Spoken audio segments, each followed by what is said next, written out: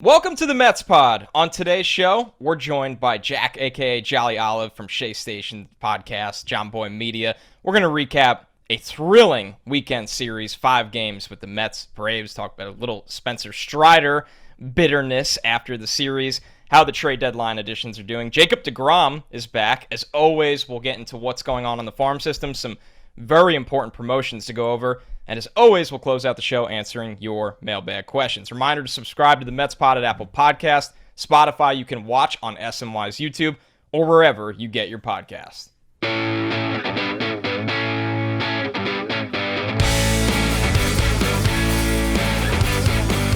What's up, everybody? Welcome to another episode of the Mets Pod. I'm your host, Connor Rogers, joined as always by my co-host, Joe DeMayo.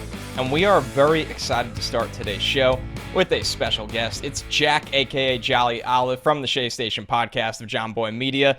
Good times in Mets land. What better time to have you on right now, Jack? How you doing? I'm good, man. Shea Station's creeping up on 1 year, and when we started last year, it was the beginning of the Mets collapse in 2021, so it's really nice to see how much things can change in a year. It's much easier to cover the team now, for sure. Yeah, we can relate to that. When Joe and I started podcasting, it was the beginning of the sale process, and I think we've come a long way since then. So before we get into a very important recap of the Mets-Braves series, I wanted to ask you, what was your road to becoming a Mets fan and now covering not just the Mets, but baseball as a whole in media right now? Yeah, a lot of family in Queens, so I was kind of brought up as a Mets fan for sure. I got to the party a little bit late. I was a little too young to really enjoy that 2006 team. I really started following attentively in 2008, which of course was not a fantastic year, the last year of Shea, and then the beginning of Citi Field the following year. So it's very exciting for me because I've only really gotten to watch one fantastic Mets team in 2015. And that team, had a little bit of magic going, but this team has a lot of sustainable success. It has a really good model to follow. And it just looks like all the fundamentals of this roster are much more sustainable in the future. So it's very exciting to watch these 2022 Mets. As Connor said at the top, big weekend series with the Mets taking 4 or 5 from Atlanta. From a broad general sense, what were your thoughts on the series and how the Mets played, and what do you take from this weekend? We talked about it a little bit on Shea Station to not disregard or discredit the Braves. They're still a very good team, but in every step of the way, this Mets team looked like a more complete roster. It looked like they were putting the ball in play more and good things were happening. It looked like they were striking out less. They got better pitching performances. The fielding was spectacular. Guillorme's throw home, we got to talk about that later. It just looked like every facet of the game, the Mets were more fundamentally sound than these Braves. And that, I think, is a good formula for taking this division in the long haul. So some interesting comments after Sunday's game from 23-year-old, basically an ace at this point, Spencer Strider, one of the biggest storylines in the National League this year. And his exact quote was, that caught a lot of attention, a lot of weird hits. They seem to be having a lot of luck right now offensively. That's great. It's August. We'll see what things are like in October. Mind you, this was somebody that was not a significant part of that Braves World Series run last year. So, listen, I love Strider's confidence and the way he throws, but Jack, I'm curious your thoughts on this. This felt like a lot of bitterness, and it feels like a lot of people are forgetting that the old cliche, good things happen when you put the ball in play, you work long counts. It's a guy that got pulled in the 3rd inning of that game. Yeah, I mean, it really made me think of Max Fried's comments the night prior. Max Fried really owned up to a poor performance, said that he could have pitched better in certain spots. He sounded like a veteran in his post-game interview, whereas Strider, I think, had a really tough outing here, and he's only used to having success at the big league level. He's been an absolute stud this year for the Braves, but the Mets really got to him. They worked a lot of deep counts. They made him work. They never let him get in a rhythm. And you can tack on, the base hit that bounced off third base and went into left field that got the Mets a couple of runs, but Mark Canha's double to the left field gap was not a lucky hit. The hits that set up that previous double were not lucky hits. The Mets were working very good at bats, and I think it's a young guy showing frustration, and that's perfectly fine. But when you're in or around the New York media, it's going to get blown up to an epic proportion, and that's exactly what happened. And it's the second time that the Mets did this to Spencer Strider. He came out early in his earlier start in the season, and the Mets are averaging over 19 pitches seen in the 1st inning for each game. So this is by design. This is how the Mets are built, and I understand his frustration, but it feels like it's more the Mets are really annoying. Like we've said that on this show throughout the year, that This is just feels like an annoying team to play. You're not being able to mow guys down quickly. They're going to work counts. They're going to take the extra base. They're going to be aggressive. Yeah, so definitely, I would say a little salty from Strider there. But you have Austin Riley too saying that they were going to come and get the Mets, and here we are. So I want to switch to the trade deadline. Obviously, that was a hot button topic, and a lot of Met fans were unhappy. And you and I tweeted actually a little bit about it. What were your overall thoughts on a deadline, how the Mets improved, and where you think that takes them going forward? So I think it's obvious to everyone listening and us included that the Mets would have benefited greatly from another bullpen arm. This bullpen is not bad by any means, but when you have Edwin Diaz at the top, it kind of highlights the middle reliever status of everybody else. And it's not a bad thing to have about 7 middle relievers, but having somebody to bridge the gap between the two would have been very good for the Mets to get. That being said, the way they addressed the DH position was beautiful, in my opinion. I think they got 3 really good replacements for 3 low spots on their roster. It tugs at the heartstrings of Mets fans, I think, who were there for 2019 to see JD Davis and Dom Smith either go or play lesser roles going forward. But Tyler Naquin brings a lot to the table. He stole a base last night, advanced, and then scored. And he's also hitting 2 home runs in 1 game. Dan Vogelbach looks like this hulking slugger, but he actually has probably one of the best eyes on the entire team. Darren Ruff had a couple big moments in this series as well. And we need a guy that can kill lefties because we haven't killed lefties for pretty much 4 years at this point. So I think that the moves that Billy Epler made were great for where this roster was at. He could have done more, sure, but it's not like he did nothing. Looking ahead to the rest of the season, obviously a statement weekend that put the Mets comfortably 6.5 games ahead. Then when the Braves are off, the Mets win, taking that win total 7 games ahead now. I think everybody, Jack, is looking ahead to September where there's a lot of Pirates, where there's a lot of Nationals, there's a lot of Marlins, what's left of those teams. But in the short term, the Mets have to go back down to Atlanta. They see a Phillies team twice that is scorching hot right now, and the Dodgers come to town. So how do you see the rest of this season playing out right now? I think it's honestly good that the Mets are having a tough August. I do not want them to let off the gas because they took 4 or 5. I think it would have been very easy for this team if they had an easy week or 2 after this Brave series to take the foot off the pedal, ease up a little bit, rest some of their guys, and maybe lose some games that they might need down the stretch. The Mets need to be continuously facing adversity because this is a team with a lot of postseason inexperience, a lot of guys that haven't been to the dance before. You have Lindor, who's been a postseason hero, but a guy like Alonso has never played in a postseason game. And I think that playing continuous big games with big spotlights, Sunday Night Baseball, Subway Series, Phillies are coming back to town. I think this team wants to stay on their toes. I want them to not feel unpressured by anything. And then when September rolls around and you maybe have a comfortable lead, maybe you don't, that's when you can really take care of business and, call up some of the young guys and see what they can do. And I think that just where the schedule is at is perfectly orchestrated for what this Mets team needs to do going forward. So you were out in LA for All-Star Week with Jomboy. Give us one good Mets or All-Star Week story that you can share on air, because I'm sure there's stuff that you can't. I think the most viral one for sure was Pete Alonso's second round against Julio Rodriguez. He hit a home run right to our good friend Peter Moylan, who is, of course, a Braves fan and a Braves telecaster. So that was a pretty cool moment because we had tried to catch a home run last year. We were unsuccessful, but this one came right to us. Very cool there. Honestly, I think meeting a lot of the people that came to our LA event and just wanted to talk about content creation and baseball in general, that was really fulfilling and redeeming for me because I hadn't gotten to meet a lot of my listeners face to face other than bumping into them randomly at Mets games. So I think those 2 aspects of the entire trip, that one moment and then that one day, was very, very cool for me. So for those that don't know, Jack hosts the Shea Station podcast with Jerry Blevins, former Met under Jomboy Media. Jack, how did that all come together? We see Jerry on SNY. He's been such an interesting personality with the Mets and after his Mets career. So how did this show come together? Yeah, it was a little bit of luck, honestly. I got hired right after the All-Star trip the year prior in 2021. They asked for a short list of guests or co-hosts that I would love to have on the show. A couple of names like Josh Satin were on that list, but Jerry was at the top of it. I had seen Jerry do a lot of pre and post, just a lot of media work in general, and I felt that his vibe was very similar to mine. And that same exact week, Jerry's agent had reached out to us for any potential openings at Jomboy Media to see if he could work his way in there. So it was just a bout of really good timing. And then, of course, the first Mets team that we had to cover immediately collapsed. So that was a little bit of a adversity destiny for us. But I think it made us a little bit of a stronger duo going forward. I was a little bit worried about, the age gap between us, but Jerry is so incredibly easy to work with, and he has so much wisdom surrounding the game of baseball that he makes every show completely fluid and easy. So our producer Jeff and people on Twitter are really mean to me.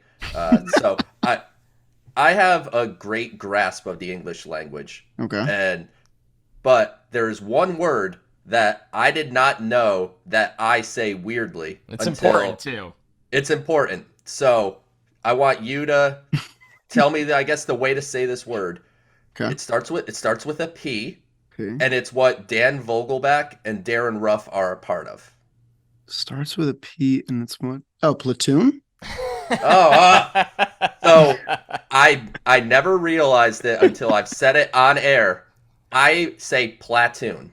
Oh. Instead of Consistently. platoon. It's Yeah, weird. I said- You're not wrong. You're really not wrong. It's just it hits the ear wrong. That's all. So he did it for, I mean, without me interrupting, I think that first year of us podcasting Good together. co-host. And, Good man. and I kind of thought it was a bit. Like, I was like, oh, it's like he just says it like that as a joke. And then, like, he didn't realize, that he was being, I didn't realize he was being serious. And now I said, don't ever go back. This is No, you can't. perfect. You're This in is way your too brand. deep now. Yeah. You cannot. Yeah. And what Absolutely. a time as the Mets are the platoon team, whether it's Canna and Naquin, Escobar and Guillorme, Vogelback and Rupp. This is the platoon team. But Jack, it's been so fun having you on. For those of you that don't already follow Jack, he does the Shea Station podcast with Jerry Blevins under Jomboy Media, and it's been really fun. We're going to have a lot more crossover content between both shows, so this was great. Yeah, man. Thank you for having me on.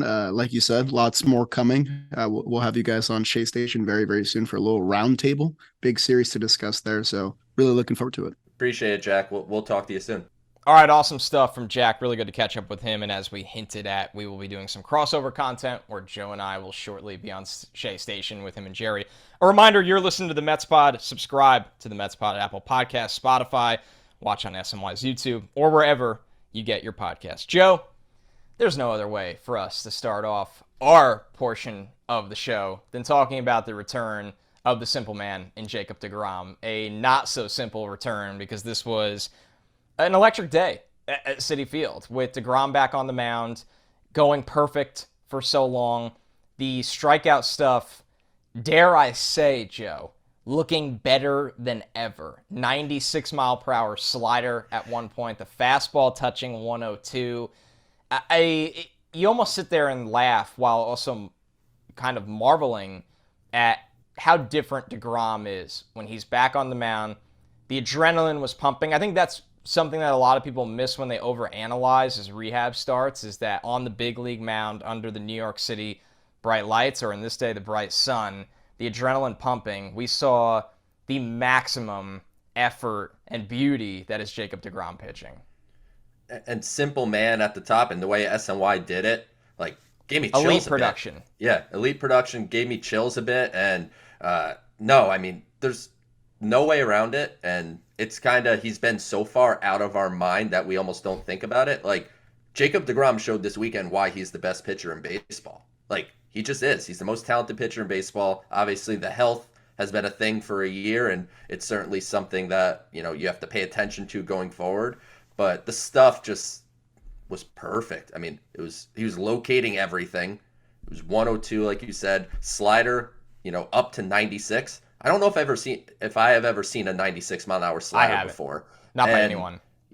The Braves, like Jack said earlier in the show, like, let's not, like, obviously the Mets took care of business, but let's not overlook how good the Braves actually are. And he kind of made it seem like he was playing MLB The Show on, like, rookie mode. They just didn't have much of a chance against him until, he left that fastball kind of over the middle and Swanson took it deep. But you can't be anything but encouraged after Jacob deGrom's second outing there. So you're looking at an opportunity with him and Max Scherzer. If they stay healthy down the stretch, we've said this on the show, if you have those guys full bore, this is not a team anyone should have any interest in playing in the playoffs. I'm with you. And I think something that has gotten lost in all that, and I do want to stay, of course, on deGrom here, but something that's gotten lost in the constant Scherzer and Jake talk, right? This has been the dream. This is why you go out and give Max Scherzer, what, $43 million a year. You court him. That was led by Steve Cohen. That's how important that addition was to the Mets. That was the dream. Lost in all of that is the fact that we have now gotten a stretch run from Chris Bassett, really dating back to, I would say, the beginning of July, where he's throwing very deep into games and he's not giving up really any runs. He's getting himself out of trouble pretty consistently, but he's giving up a lot of soft contact. I think when you look at it, the way this Mets team is built, if deGrom can stay on the mound, and he doesn't have to be what he was Sunday every single time he pitches, because that would be the greatest pitcher in the history of the game if he pitched like that every time. But if you get 80 to 90% of that with deGrom, what Max is doing, the current trajectory that Bassett finds himself back on after gathering himself, pitching wins championships, Joe. And the Mets, for all of the amazing things they do right in the field, with the lineup, under Buck, with Diaz having a magnificent year, that front line of the rotation is one of the reasons that Mets fans should be thinking big here right now. No question about it. And when you talk about Bassett, like you said, we want to talk more Jake here. But I went back and listened to our opening day episode to think about like what was our prediction on wins and things like that. So I listened back to that yesterday, and I said they would win 91 games. Seems like I'm going to be almost pessimistic based on where they're trending. They're trending at over 100 right now. And we were talking about, all right, Jacob deGrom's going to be out a while, but that's okay. They got Chris Bassett, who is going to slide in perfectly fine as a 2. Now he's the 3. So if you're doing a 5-game series in the divisional round, you might just see Max, Jake, Bassett, and then Max and Jake.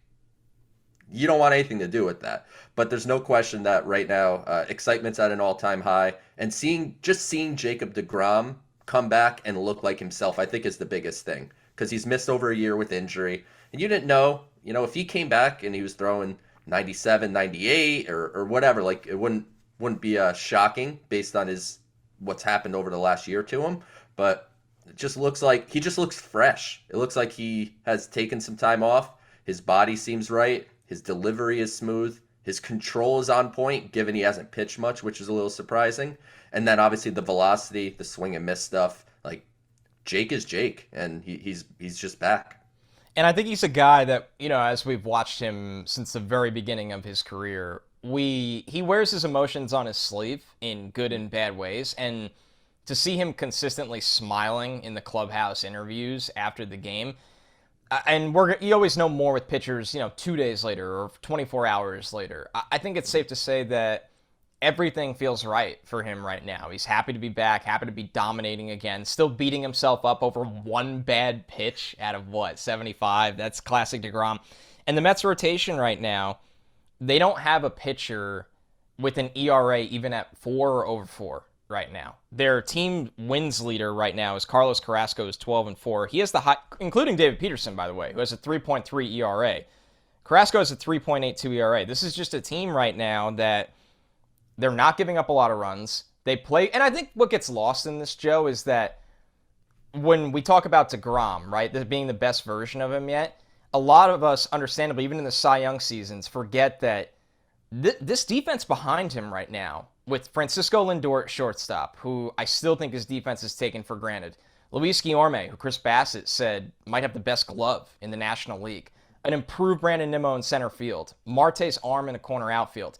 You could say what you want about Nito and McCann. We know offensively their shortcomings. But they are very, very good behind the plate, both at framing and their arms behind the plate. This could elevate Jacob deGrom and the rest of this staff in ways that we just have not seen as Mets fans in the last decade. When you watch all these teams the Mets are playing, like the Braves threw the ball around a bit. Yeah, all these teams are facing championship team. Yeah, the Mets aren't throwing the ball around. The Mets are fundamentally sound. Like you mentioned, everyone kind of almost across the diamond are at least average or better defensively. And they obviously position people well with the analytics and the data, so they're positioning people right too, so that also helps.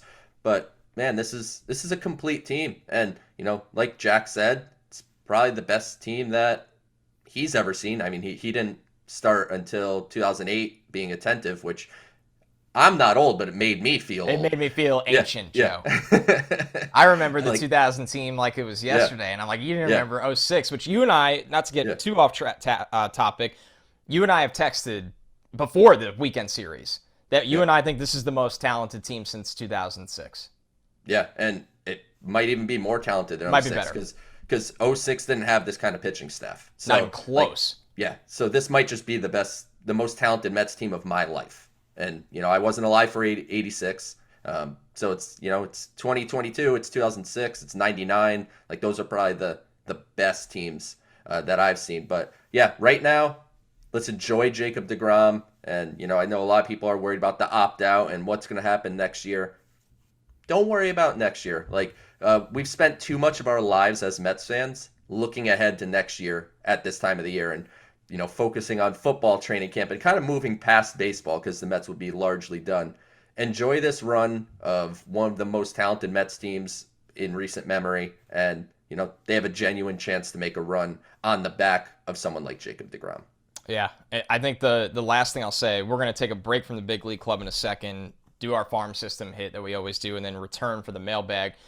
The biggest giveaway to me, and we talked about it with him, was how vocal on spring training broadcasts all the way through now Keith is about this team. Keith is not somebody that just throws out, high praise easily or false compliments. Keith has loved this team since spring training. He's loved watching this team throughout the entire year.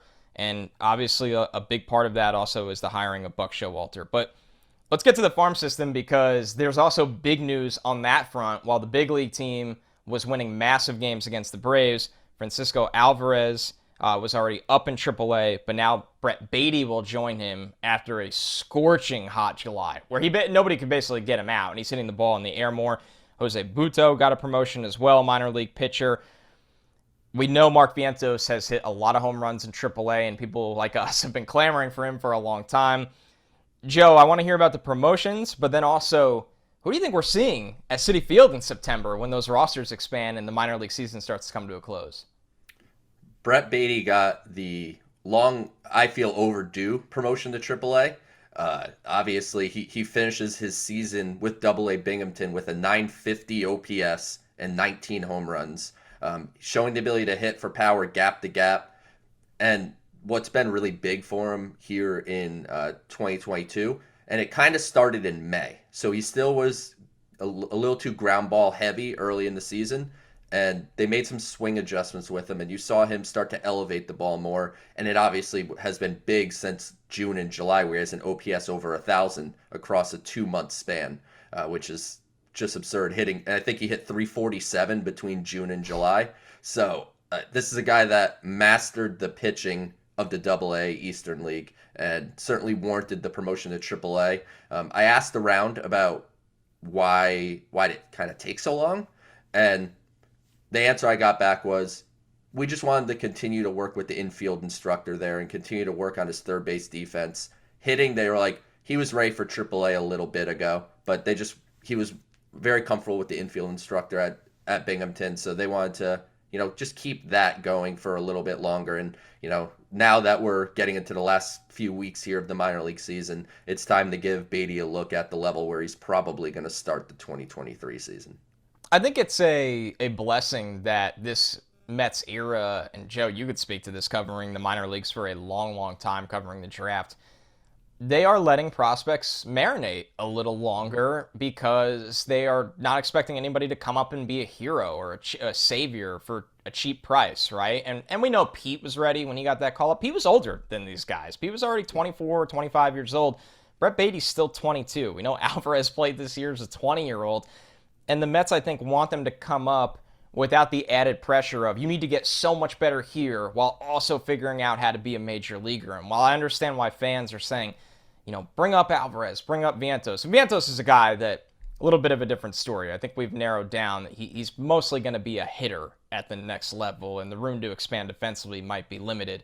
But I think, and I want to hear your thought, it's a good thing that the Mets are not expecting 20 and 22-year-olds that, while they're great prospects, some of the best prospects in all of baseball, but still have holes in their game, that they don't have to be up in that situation. Yeah, I think it's just the way the Mets are going, right? They're spending at the top of the sport. It's different. They're bringing in impact players. So you throw an Alvarez behind the plate. You're not expecting Francisco Alvarez to come up and like he doesn't have to hit fourth or fifth within his first 2 weeks. You could throw him lower in the lineup, hopefully get some pitches to hit. And you did mention when and I got off track just going nuts about Beatty. I do think there is a real chance you see Alvarez in September. I don't think Beatty at this point. I don't see Vientos or Butto. I would say Alvarez makes sense because obviously the offensive production that they've gotten at the catcher position has been less than ideal. Um, he's still growing defensively. He's still going to continue to grow. Frankly, when he gets called up to the majors kind of for good, he's still going to need to development just at the major league level on the defensive side of the ball. But he's made strides on the offensive side here in AAA. When he first got to Syracuse, he was swinging at everything. He wasn't working counts. It felt like he was striking out 3 times a game. And at the AAA level, and especially the major league level, pitchers are not going to give you something to hit until you give them a reason to. And Alvarez is now doing that. You're seeing him draw walks. He's being patient. He's waiting for his pitch. And now you're seeing the mammoth home runs that you saw in Double-A. Like the power's crazy. It's just a matter of working counts, getting a pitch to hit so you can use that power effectively. And Alvarez is a guy that has to be added to the 40-man roster this offseason to protect him from the Rule 5 draft. So given the fact that you kind of have to add him this offseason anyway, is it worth a look in September? See if he gives a spark in the lineup, and maybe he's a guy that could crack the postseason roster. And I found it interesting. Billy Epler did an interview, I believe it was with WFAN, where he did not shut down the possibility of Alvarez coming up this year, and that would have been an easy. He's 20 years old. We want him to continue developing, and next spring he'll come in, compete for a job, etc. Easy to say that, and the fact that he didn't makes me wonder if they're more seriously thinking about Alvarez here in the coming weeks than maybe you or I thought even go back a few weeks from now.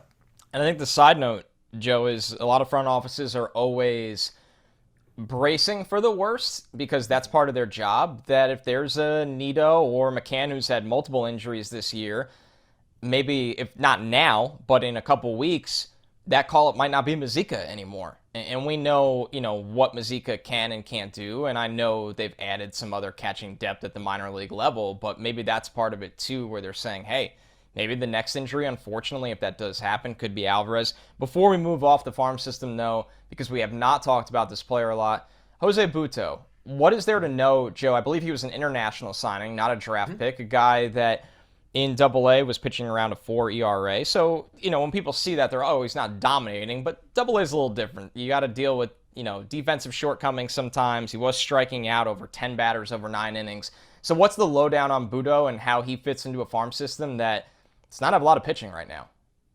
Yeah, so Butto was added to the 40-man roster last offseason to protect him from the Rule 5, so he's already on the 40-man. He's pitched much better of late. He had a tough stretch in May and early June where he was struggling a bit for Binghamton, but he had a really strong July down there. Like you said, getting swings and misses at a higher rate than he had normally. It's a fastball that'll sit 92 to 94. He'll touch 95. He has the best changeup in the system without question. That's a plus pitch for him. The breaking ball, he's spent some time working on it this year. It's pretty much average-ish, so he still needs some more development there. He kind of looks the part of like a back-end starter. And he's a guy that in 2023, I look at him as probably a key piece of starting depth, given his status on the 40-man and obviously proximity to the big leagues. Like you said, we haven't talked about him too much. He is within my top 15 prospects. I updated my top 20 for SNY.TV, so go check that out. I wish I remembered off the top of my head. I am 12 or 13, so he's in a good spot. He was a top 10 prospect in this system prior to the draft for me, so still a guy to be excited about. Just may not have the high-end upside of some other guys, but a back-end starter, you see what those guys get paid on the free agent market. So there's value to having someone like that, especially at a veteran minimum type of salary at some point. Yeah, and that timeline kind of coincides with, sure, the Mets can pick up Carrasco's team option for next year, but in 2024, they're going to be looking to fill out the back end of the rotation. And ideally, you'd like to avoid spending $10 to $15 million on those spots every single season. So, all right, let's get into the mailbag. We're going to go back to the big league club because there is obviously just so much to talk about with how great this team is playing right now. Steve Miller, old friend Steve Miller, listener of the show, says, do you like how much Buck is switching the platoon? He did spell it like platoon, Joe. Do you like how much Buck is switching the platoon guys mid-game? Do you think he won't be as aggressive with teams like the Reds, Pirates, Nats, and leave the starter in when it's only the fifth inning? I think Buck is going to manage every game the same, and that's what a good manager does. You don't manage. You don't want to manage the Reds differently just because they're a worse team. They're still major leaguers. You still want to put the team in the best position to win every single day. So, in my opinion, keep doing what you're doing, Buck. Split these guys up, take guys out. The pinch run with Canna in Monday night's game obviously proved, important and a good decision. So, I have no issue with him switching these guys out mid-game. And what's most important, which I assume this has happened, is that Buck has had conversations with all these guys. And they're like, look, this is what's going to happen. What's most important is the Mets winning baseball games down the stretch. So you may not play all the time, and when you are in, there's a possibility you get subbed out mid-game. So as long as he's expressed that to those select few individuals, I'm good with it. Just manage the game the best way you can. And, so far, I mean, the amount of, major managerial, issues that we've had with Buck are so few that you can almost remember them. So I largely just trust Buck, and I think so far so good. And I think the results speak to that. When you look at specifically the deadline additions that are all playing in platoon roles, Vogelback right now is 13 for 39, and he's also got 10 walks. He's driven in 7 runs already. I mean, his OPS is over 1,000, Joe. So they're playing Vogelback for the most part. There's a couple at-bats where he's had to face the lefty, and you see how that goes. But for the most part, Vogelback has just dominated the matchups they've put him in. When you go to Tyler Naquin, who has over an 1,100 OPS in a short stint, a guy that's going to play against righties very often, he's a guy that's 9 for 26 and has drawn a walk, hit 2 home runs, 6 RBIs. I mean, Naquin can hit. Naquin can run. We've seen him make some plays in the field already.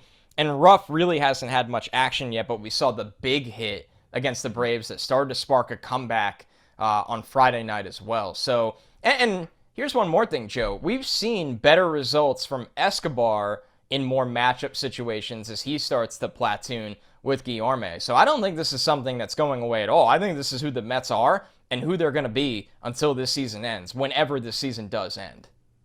I love that you're now saying platoon. I alternate. Yeah. Keep everybody on their toes. But I think ultimately they're doing what's best for the Mets to win, and playing matchups is the way to do it. I think the wrong managerial strategy would just be like, this guy is our left fielder, this guy is our fourth outfielder, this guy's our third baseman, etc. Play the matchups the best way you can, and obviously Vogelback is becoming a bit of a cult hero really quick with the base running, and but his offense, as whatever, if you want to say funny it is, things that he does are, he has the second lowest chase rate in baseball behind only Juan Soto. So he's not chasing pitches. He works counts, and when he hits it, he hits it. So, you're seeing 108, doesn't even follow through. Yeah, 110 mile an hour exit velocity. So he's got some weight behind it, and yeah, he's been fantastic. Tyler Naquin, obviously a big upgrade. We all love Travis Jankowski and the energy that he brought to the team, but it's just clear how much better of a baseball player that Tyler Naquin is, certainly at this stage of the game. So yeah, right now, keep rolling the way you are, Buck. Play the matchups. I think it's the best path to the Mets winning baseball games. And I will close this question on this, Joe. I think maybe it's because they're really good, but a lot of it is because of Buck. Everyone on this roster is so engaged every single night, because I think when you go long stretches without playing, you start to get cold on the bench. It's easy to lose focus. When your number can be called at any single moment of the game, if you're not on the lineup before the game, you can still come and hit in the 4th or 5th inning. I think it's so mentally important for these guys, and that's why they're locked in, and so many of them are benefiting from it. And I know Canna got cold for a little while from it, but even he starts to break out, and he'll settle in as well. All right, the next question on the mailbag here, Steven Shine said, which current starting pitcher gets bumped from the rotation for the playoffs, and do you think they get put in the bullpen or kept off the roster in case of injury? Before I toss this one to you, Joe, I'm going to read numbers that you sent to me before the show. The Mets starters since July 5th, so over a full month, ERA 2.21. That is number one in not the National League, in all of baseball. WHIP, walks and hits per inning, 1.03, second in baseball. K per 9, 9.7, second in baseball. Wins, 21, second in baseball. Quality starts. For those of you that don't know, quality start, you qualify, you have to pitch 6 innings, essentially give up 3 earned runs or less. 19 quality starts since July 5th. Second in baseball. Dominant, Joe. Good luck picking who gets left off the playoff starting rotation. It's been a dominant rotation, and they've only gotten Jacob deGrom twice in that period. That's actually ridiculous. So think of it that way. So he's obviously the massive addition. It's really tough. I think I lean Carlos Carrasco. I don't know if Taijuan Walker would necessarily fit ideally out of the bullpen. And I think Carrasco could. I think he's got the veteran presence. He's got the multi-pitch, the versatility that he can go multiple innings. Because in the playoffs, you know that they will not hesitate to take a starter out. You know, you're not pushing a starter in the playoffs, you know, to get length. If they're struggling a bit, they're out. So I would be surprised if whoever got booted from the rotation was just off the playoff roster entirely. And I would think it's Carrasco, but you know we certainly still have another 2 months for something to happen that can alter those plans. But in an ideal world, I think it's Carrasco. Yeah, I'm with you. I think it's not an insult to Carrasco in its entirety because of how talented the rotation is, but also something that you and I have talked about. He is someone that might adjust better to that role, where it's hard to envision Taijuan settling into that role in the bullpen. And I think the good thing is all these guys have the humility that any of them would do it. I think the big wild card is, and something that they've started to not hype, but they're intrigued by on the broadcast, we've been intrigued by on this show, is what is Tylor Megill going to look like in the bullpen? Because he's somebody that, correct me if I'm wrong here, I think that velocity would be pumping if he comes out for an inning or even 2, where he's going to be throwing 99 relatively consistently as a reliever, and somebody that we've seen come out of the gate scorching hot and maybe not fizzle, but not be the same guy in that 5th or 6th inning. Understandable, young guy, hasn't pitched deep into a lot of games, does have an innings limit. So he's the wild card, I think, of the entire bullpen here, barring a surprising early turn from a Joey Lucchesi or someone like that. Megill, absolutely. There is everything about him translates to the bullpen. Obviously, as long as the arm continues to hold up, and he seems like he's on a good trajectory from a health perspective. But like you said, the velocity by nature will tick up in shorter spurts where he doesn't need to save his stuff for later. So if he does it for an inning or 2, like you said, you might see that 98, 99 with the slider, with the changeup. He's got the mound presence. He's got the confidence. He's never wavered. Like, when you look at him, even when he's struggling, he's just chill out there. So I think he's got that ice in his veins kind of thing, which really translates to the bullpen. And it doesn't hurt that he has history in the bullpen, not only at the University of Arizona, but in the Mets minor league system. And I mentioned it, I think, on last week's show. Like, before he got called up as a starter, I would talk to people with the Mets that said, we think this guy could be an impact reliever at the next level. And obviously he's proving that he certainly has a shot as a starter. And the ultimate Tylor Megill newsbreaker, his mom, said that the Mets plan to have him still work as a starter in the offseason for 2023. So Megill has a chance to be impactful. There's no question about it. All right, last question from the mailbag, because I handpicked this one, Joe, because The bottom line is we talk about him on Twitter a lot. We do not talk about him enough on this show. I think he's honestly become my favorite player on the team in a very short span. This is from Patrick Chamberlain. Where does Starling Marte rank historically among the Mets' top free agent signings? This dude has been so so good. I think that'll be an off-season topic in terms of where he honestly ranks. The bottom line is, Joe, this guy is awesome. It's everything about his game. He's also been kind of playing while nursing an injury, and he's still a threat on the base paths. He's hitting home runs. He's almost batting 300. The OPS is over 800. He's got a cannon of an arm in the corner outfield spot. You see he's the first guy that gets to Buck after every game. He's loved. Buck loves him. The team loves him. They do the outfield picture and center field after every game. He's hitting big moments. He's gotten his team out in front early in first innings with first inning home runs. Understandably, Max Scherzer has been the guy we talk about from this free agent class. Starling Marte has been a grand slam of a free agent signing. And I don't care that he's, 33 years old. He has been prime Marte for this team. Yeah, how it ranks up, I think, like you said, that's probably more of an off-season topic where we really kind of like dive into some, history here. Ask us in November where this team finishes. But there's no question that if you just think off the top of your head of pretty big offensive free agent signings that the Mets have made, this has to be right up near the top. Very often when the Mets sign players, we talk about the statistics that they had previously, and we're like, all right, if that translates here in New York, that this is the impact that it can make. Starling Marte is basically just being Starling Marte. Yep. So it seems like he's embraced the New York market. The media loves him. The fans love him. It feels like he's just seamlessly transitioned. And we know that very often the transition in New York City is a problem for a lot of people. I mean, you even saw it with a player as good as Francisco Lindor, that 2021 wasn't exactly great in his first transition to the big market, and now he's been fantastic. Marte has just been great from day one, and he's had a couple little injury things, but he's been largely healthy. And what I really like, and they said this on the broadcast the other night, that he asked Buck, just put me in the same spot in the batting order, please. I just want to be in one spot.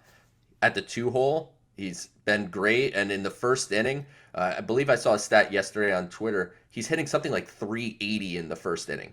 So with Brandon Nimmo, a guy that's going to get on base, Marte's a guy that's hitting in all innings, but specifically in the first, it gives that opportunity. We talked to Jack how the Mets are seeing over 19 pitches in the first inning per game on average, which is the best in baseball. So overall, he's been a massive impact, a huge signing that has lived up to every bit of the billing that we hoped when the Mets signed him on that crazy weekend where they just signed everybody. Yeah, when you say the phrase back of their baseball card, nobody has fit that mold more than Starling Marte. When you look at his numbers from this year, it's essentially his career average over 162 games across the board. So it's been fun to watch him. It's been fun to watch Lindor transition back into the superstar that we know he is. And man, it's just good times in Mets land, and that makes for a lot of fun on this show. So Joe, closing thoughts on today's episode of the Mets Pod.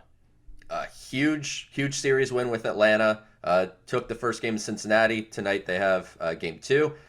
Take this series, and then you have Philly coming to town, and the tough stretch kind of in the mid-late August run. Just hold fort, do what you have to do. Don't get your butts beat by some of these good teams, but I'm looking at this Mets team as one of the very best teams in baseball, and I'm not particularly worried that they're going to lay down to anybody. Yeah, it's funny to think of the days where, these powerhouses will come in and you have that fear. Now you put yourself in their shoes, and they're like, oh, we got Scherzer and deGrom on back-to-back nights. We got a lineup that is just a nightmare from the first inning to the end of the game. Oh, yeah, and the best closer in baseball who has the best entrance in all of sports right now. So a reminder to subscribe to the Mets Pod at Apple Podcasts, Spotify, or wherever you get your podcast. Thanks so much, everybody. We'll catch you next week.